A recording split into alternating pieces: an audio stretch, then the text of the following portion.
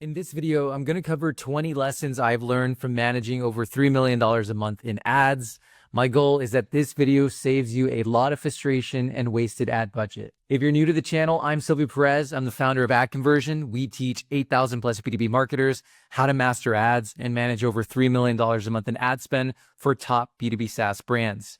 If you're serious about making B2B ads work, watch this video until the end. Okay, let's kick off with lesson number 1, and that's having no defined strategy. This is a core reason why most people fail with ads. They just go into it like throwing spaghetti at the wall and hoping something sticks. They're not really thinking about each channel, the strengths of the channel, where it's stronger in terms of driving awareness versus conversion. They're not taking into consideration the cost of the channel in relation to their goals and what they need to make it work. It's just, there's no real thought. It's just, I launch a campaign, I didn't see any leads, and then I pause the campaign and I never try it again. So if that's you, you need a clearly defined strategy. A strategy is a plan. It defines what does success or failure look like? What are your leading and your lagging KPIs? So how do I know if things are working within a 7 to 14 day period? How do I know if they're working after a 14-day period? How does what am I doing right now connect to the next thing? So this is where this concept of full funnel paid media comes into it. This is really important for B2B specifically, but not having a clear strategy is like the first pitfall that most brands fall into. The second lesson is having little to no reporting that connects campaigns to pipeline. This is where you are just trusting in-platform metrics. Google Ads says you're crushing it.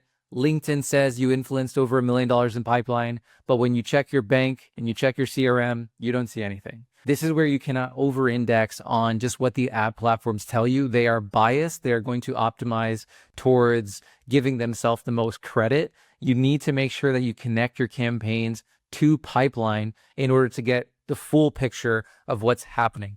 The third lesson is having a lack of patience in relation to your sales cycle or your strategy. If you have a 3-month sales cycle and you're expecting deals to close in a 14-day period, that's obviously unrealistic.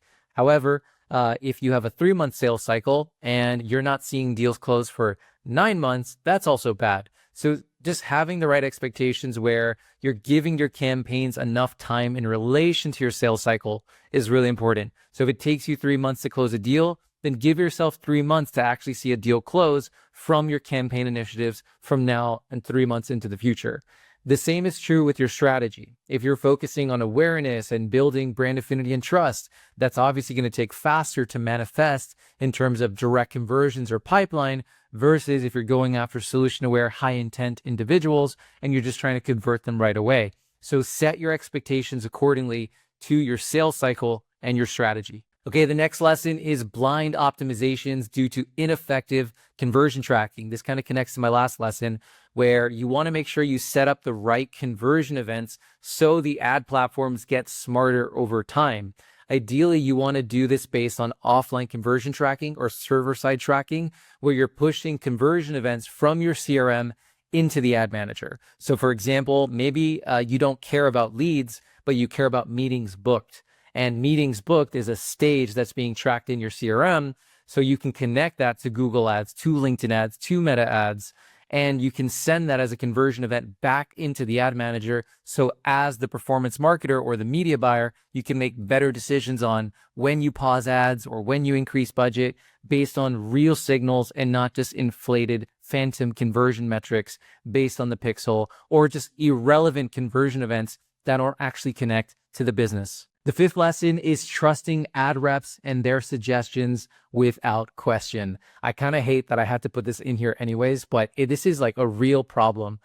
So many people just trust ad reps. This blows my mind. I'm not saying all ad reps are bad. There are some great reps out there, but it's like going to the casino and giving the casino all your money and saying hey, can you look after this for me?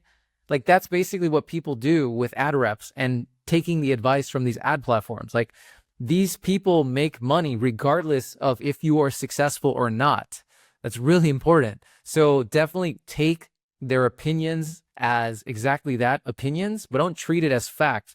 And I think where people go wrong, especially on platforms like Google, is they just trust what the reps have to say blindly. They apply all of their recommendations, regardless if it makes business sense for you and your nuances, and then they just blow up their ad accounts. So regardless if it's reps, agencies, consultants, whoever, take everything as an opinion until you have data to back it up as a fact. The sixth lesson is over-reliance on a single channel, tactic, or ad type. You definitely do not want to have all your eggs in one basket.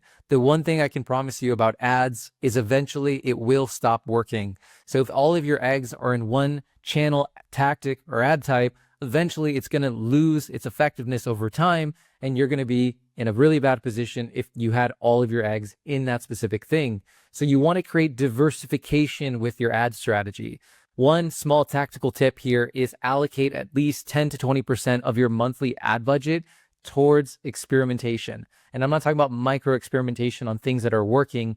I'm talking about net new innovation where you're experimenting new things that you've never tried before, whether that be new channels, tactics, or ad types, so you can create more reliance and consistency in terms of if one single thing goes down, the whole strategy doesn't collapse on itself. The seventh lesson is failure to stay omnipresent due to poor remarketing. Especially when it comes to B2B, we are talking long sales cycles. For context, like we had a client that was in the government space. They sold drones to the armed forces, story for another day. And we're talking 24 to 36 month sales cycles. 24 to 36 month sales cycles. That's 2 to 3 years. Can you imagine waiting that long for a deal to close? But when that deal closes, man, you've paid for your ad budget for years. And when it comes to B2B, just staying part of the mental consideration set. So when that buyer is ready to make a decision, they think of you as a potential option. And having omnipresence across channels is really important so you can create this perception in the mind of your prospects where they see you as bigger than you might actually be. Meaning, if they go to Meta, they see you. If they go to LinkedIn, they see you. If they go to YouTube, they see you. In their mind, they think you must be a massive company spending hundreds of thousands of dollars in ads, when in reality, you might just have a really focused remarketing audience and you're spending, $1,000 a day across multiple platforms. Lesson number 8 is spreading budget across way too many campaigns. We call this budget dilution.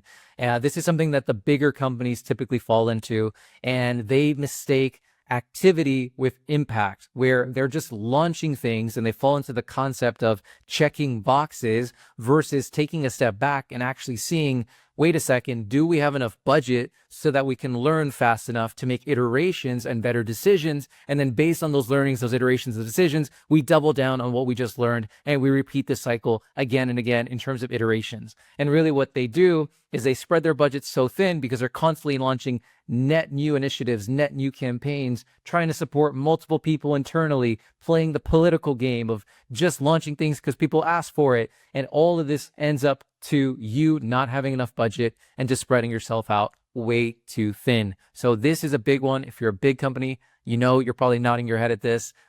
Just a quick guardrail you can set for yourself is do not have less than $50 a day in daily budget for any given campaign. Doesn't mean you can't make it work with less, but you want to learn fast so you can move on and iterate. So this is just a good general rule of thumb. Lesson number 9 is trying to create demand in a way that you cannot operationally support. So this is a bit more nuanced and contextual, but just to kind of explain this is if you are trying to create demand through content and you really want to focus on promoting content and feed, getting that content consumed, and then retargeting people who consume that content, and then trying to drive conversions through that. But in reality, you don't really have a content team internally and your content sucks, but that's what you're trying to do to create demand. You can't operationally support it yet. Or for example, you are trying to scale across multiple segments from mid-market, enterprise, SMB, but in reality, 80% of your business comes from SMB and you haven't really figured out mid-market or enterprise yet. And now you're already trying to use ads and expecting a certain result, when instead you should be using ads as a way to validate your hypothesis if there's actual demand there for you or not, and what's the right messaging, and then leaning into it. So really what I'm getting at here is you are putting the cart before the horse. So just make sure whatever your strategy is in terms of how you're going to go to market, you can actually operationally support it. And the one thing I'll really just stress here is there's nothing wrong with starting small. 9 times out of 10, you're going to actually have a better result if you start small. And when I mean small, I don't mean like small in terms of your efforts. I mean small in terms of your focus. You're narrowing your focus and you're creating a priority to go after versus diluting it and trying to do things before you're ready for it. Lesson number 10 is judging performance of all campaigns equally, regardless of the stage or the objective. I really struggle when people ask me vague questions like, is this a good campaign? Really do, because everything is contextual depending on the circumstance that you're looking at it from or the lens that you're looking at it from. So for example, I cannot measure success of my campaigns that are focusing on awareness as I would the same of my campaigns that are focusing on conversion. I say this out loud and you're probably shaking your head and you're like, duh, that's obvious. But you would be shocked at the amount of people who in practice completely forget this. So just remember, when you're putting together your strategy, however you do that segmentation, make sure you define your KPIs for that stage of your funnel. So for us at AdConversion, we use the 5 stages model. I teach this in our Building a Paid Media Program course if you want to learn more. And essentially, it's create, capture, accelerate, revive, and expand. This is how our take on full funnel strategy for B2B. We don't like to use tofu, mofu, bofu, because with B2B, once the conversion happens, the journey isn't over. It's really the first step. And if I'm talking about campaigns that are focusing on the create stage that are trying to build brand affinity and trust, the objectives that I use, the metrics that I use will be different than if I'm focusing on capture or I'm trying to convert interest from in-market buyers. So the key lesson here is you want to make sure you just understand in what container, in what context, in what stage do these campaigns belong, and what are the leading and the lagging indicators that I can use to make sure I optimize and make decisions on a day in, day out basis. Just wanted to take a quick second and say, if you're loving this video, you are going to absolutely love our free courses here at AdConversion.com. You can sign up for free and master Google, Reddit, LinkedIn ads, and more. Seriously free. If you don't believe us, just check out our wall of love here and our reviews. You can hear from 8,000 plus B2B marketers. Our goal with AdConversion is you want to build the place to go to master B2B ads, the one place online that you can go and learn from credible people and not get ripped off in the process. So if you're interested in this and you're loving this video, you will definitely love our courses. The 11th lesson is chasing the next strategy when you fail to execute the existing one. This is where you are falling into shiny object syndrome, where you're just looking for the next thing. Where this comes up is I'll hear people say things like this every now and then, where they'll be like, oh, we've scaled LinkedIn ads. There's nothing more to be done on LinkedIn. Sometimes it's true, but more times than not, it's not true. There's so much more to do on the existing strategy that you're implementing. So just make sure that whatever it is that you're doing, you have truly done all that you can. You have maximized not just the return on investment, but the return on effort. And you've really done all that is possible before you jump onto the next thing. Because what it takes to make LinkedIn ads work is different from what it takes to make Meta ads work. Different from YouTube ads, different from Capterra ads, different from Google ads. All of these channels have nuances and there's levels of scale depending on your total addressable market and your industry. So just make sure that you really have done all that you can before you check the box and you add the next thing. The 12th lesson is letting underperforming campaigns and ads run way too long. There's a great saying my friend Jan Becker, who's the instructor of our LinkedIn ads courses, says, and he says the concept of killing your darlings. You want to kill the campaigns or the ads that are no longer serving you. And unfortunately, we get emotional and we, for whatever reason, we're like, hey, I really like this ad. I'm going to just let it run. And you just let it run, 1 week turns into 2 weeks, turns into a month, turns into 3 months. Before you know it, you've lost $10,000. So just don't let underperforming campaigns or ads run for way too long. Set a schedule in terms of reviewing your campaigns. Even better, use our tool at sammy.bot, where you can set up automated workflows to do this for you, but just be proactive and pause underperforming campaigns for ads so you don't run into this trap. The 13th lesson is making decisions solely based on what you see inside the ad platforms. The ad platforms are biased. Depending on their pixels, they're going to overassign credit. And really, you don't want to be in the situation that we see more times than not, where you go into Google Ads says you have, 30 conversions, 30, let's call them demo requests, but then you go into your CRM and you only have 3. It doesn't line up, it doesn't connect. So you want to make sure that regardless of whatever conversion tracking you set up, you're always backtracking to your CRM, because your CRM is your source of truth, to understand your real performance. Ideally, you set up offline conversion tracking where you're pushing server-side events from your CRM to your ad platforms.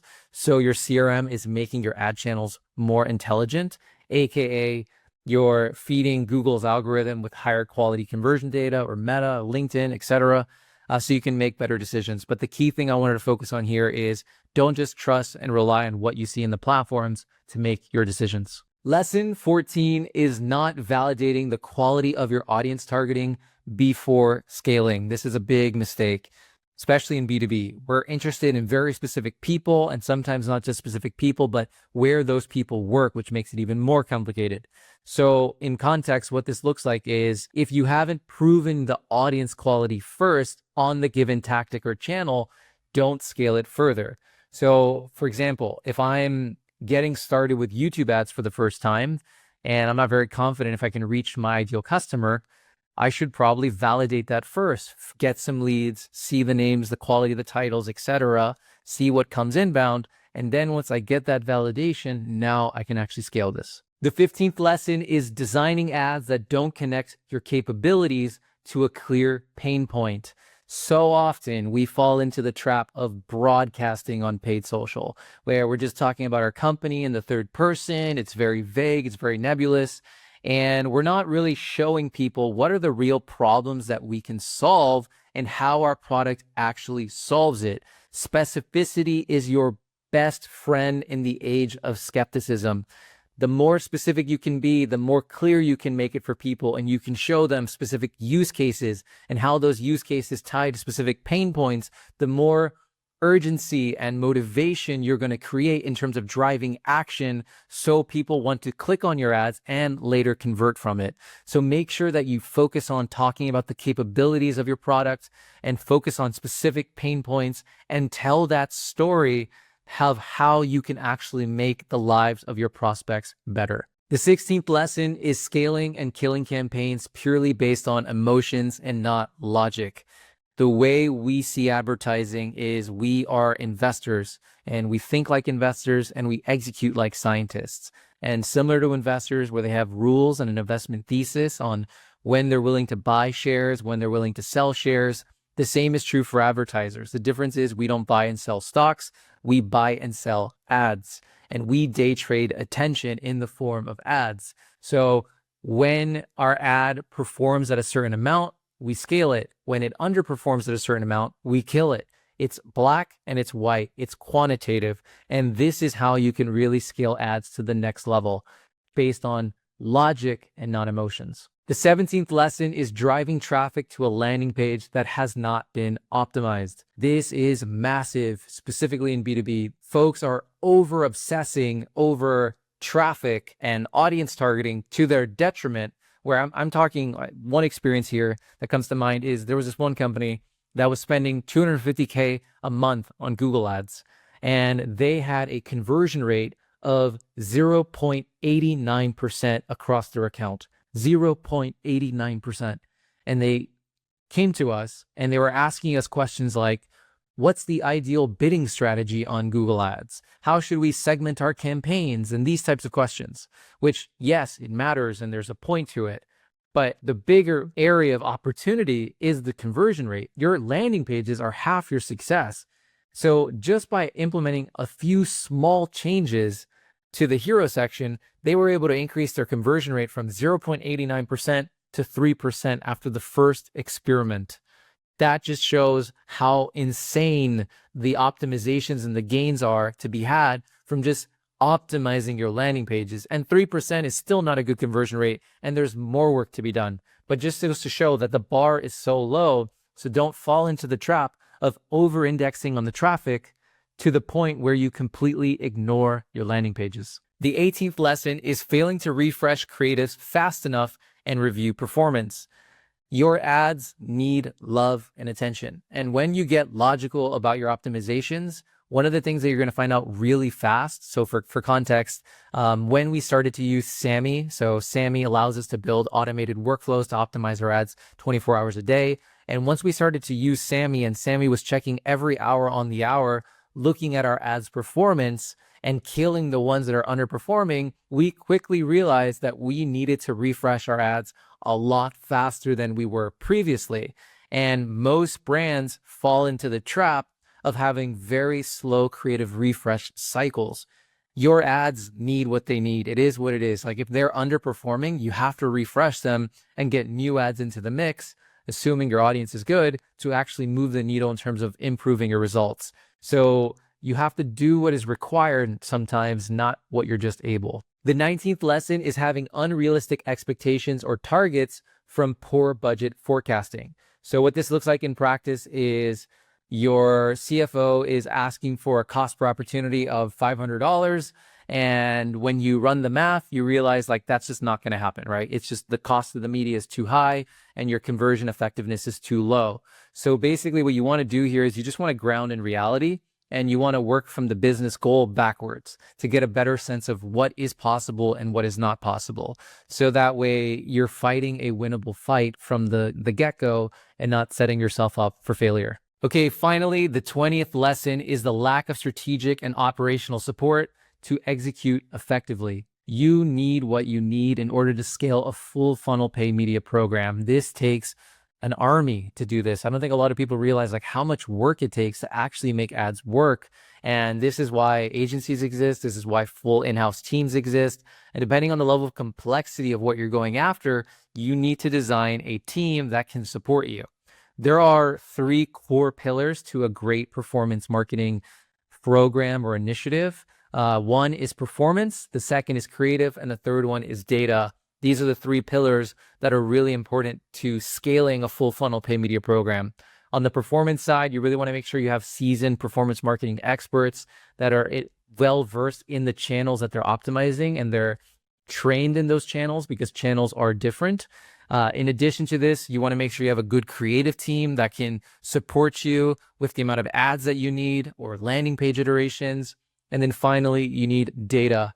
Data is insanely valuable from a conversion tracking and a reporting standpoint, so you can connect your ad activities to your backend business impact and make sure you're optimizing based on what actually makes sense for your business. Hope this video is valuable. Be sure to give this video a thumbs up. Really helps us grow our reach as a small channel, and subscribe so you can be notified of future videos. When you're ready, check out AdConversion.com and join our community of 8,000 plus B2B marketers and master ads with our free courses. Thanks so much. I'll see you in the next one.